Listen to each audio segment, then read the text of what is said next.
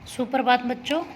आज हम आपकी हिंदी की पाठ्य पुस्तक वसंत भाग 2 का चौथा अध्याय पढ़ेंगे, जिसका शीर्षक है कठपुतली, और इसे लिखा है भवानी प्रसाद मिश्र ने। प्यारे बच्चों, कठपुतली क्या होती है? कठपुतली जो है वो एक कपड़े से बनी हुई गुड़िया होती है, और उसे जो है उसके हाथ और पैर जो है धागों से बंधे होते हैं। और कठपुतली को जो है चलाने वाला है वह अपनी इच्छा के अनुसार उसके हाथ को जहाँ चाहे कर सकता है, पैर को जहाँ चाहे कर सकता है। तो इस कविता में यही बताया है कि कठपुतलियाँ जो है वो स्वतंत्रता की इच्छा से, यानी आज़ादी प्राप्त करने की इच्छा से अपनी बात कह रही हैं, और लेकिन उनके सामने जो क्या है, अपनी स्वतंत्रता को प्राप्त करने के लिए क्या है, चुनौतियां हैं, समस्याएं हैं।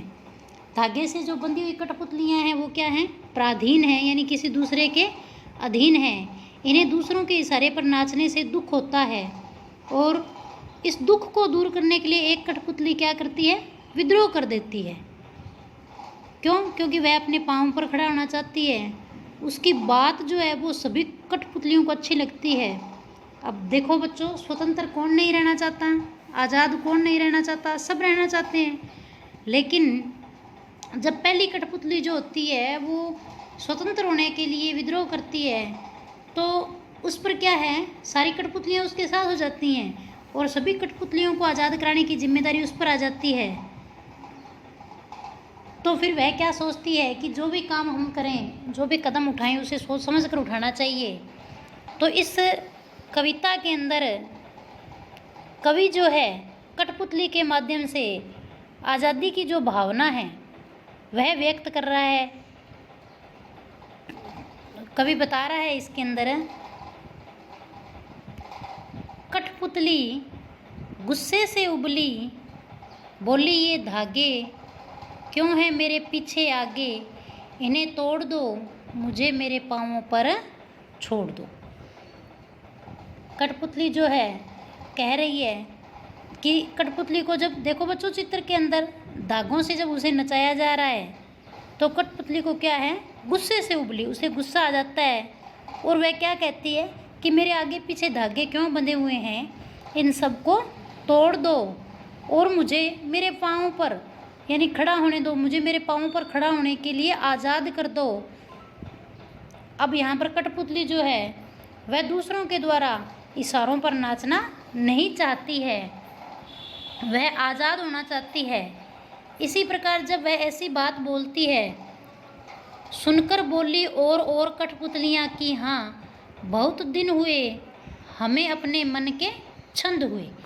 तो जब पहली कठपुतली ये बात कहती है तो जो अन्य कठपुतलियाँ होती हैं दूसरी, वो उसकी बात को सुनकर वो भी क्या करती हैं, वो भी आज़ादी के लिए आवाज़ उठाने लगती हैं और कहती हैं कि हाँ, बहुत दिन हुए हमें अपने मन के छंद हुए, कि हमें भी क्या है, स्वतंत्र होना है, बहुत दिन हो गए, हमें भी हमारे मन के अनुसार, अपनी इच्छा के अनुसार अपना जीवन जीना है।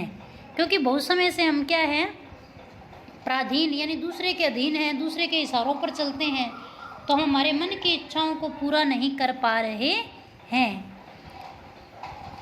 अब जब पहली कठपुतली के साथ दूसरी कठपुतलियाँ तैयार हो जाती हैं, मगर पहली कठपुतली सोचने लगी, ये कैसी इच्छा मेरे मन में जगी। और जब सब में ये बातें होने लगती है तो पहली कठपुतली क्या सोचती है कि मेरे मन में ऐसा भाव क्यों उत्पन्न हो गया, और अब अगर हो भी गया है तो सबको आज़ाद करवाने के लिए, स्वतंत्र कराने के लिए मुझे क्या है, सोच विचार कर कदम उठाना है। तो प्यारे बच्चों, इस कविता के माध्यम से कवि जो है नारी स्वतंत्रता की आवाज़ को उठा रहा है, वह नारी की स्वतंत्रता के विषय में बता रहा है। धन्यवाद। ध्यानपूर्वक सुनेंगे और समझेंगे।